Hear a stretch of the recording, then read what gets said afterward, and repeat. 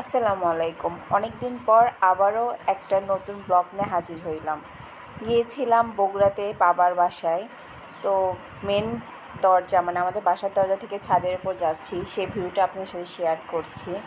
তো ছাদটা করলাম, আমার মানে কোলে বাবু আছে, বাবুকে নিয়েই ভিডিওটা করছি। প্রচণ্ড রকমের বৃষ্টি শুরু হয়েছিল। তো বগুড়াতে যেয়েই চলে আসার কথা ছিল, কিন্তু বৃষ্টির জন্য আসতে পারিনি। দেখেন পুরা মানে কি বলবো, ছাদের যে ছাদটা একদম শ্যাওলাতে পরিপূর্ণ। অনেক আস্তে আস্তে হাঁটছি বাবুকে নিয়ে।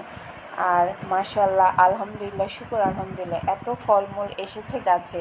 ড্রাগন ধরেছে, সফেদা ধরেছে। দেখেন, সফেদা না, এটাকে বলা হয় আতা ফল, আমি একটু ভুল বলে ফেললাম। মাশাল্লাহ, এই গাছে এবার প্রথম ধরেছে আতা ফল।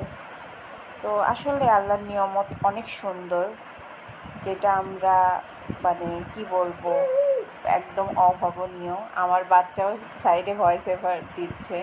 শুকর আলহামদুলিল্লাহ, এই গাছটা যে কতটা কষ্টে বড় হয়েছে আর কতটা যত্নে বড় হয়েছে সেটা আমরা জানি।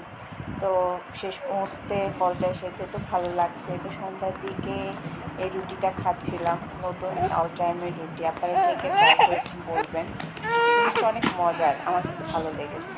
আল্লাহ হাফেজ।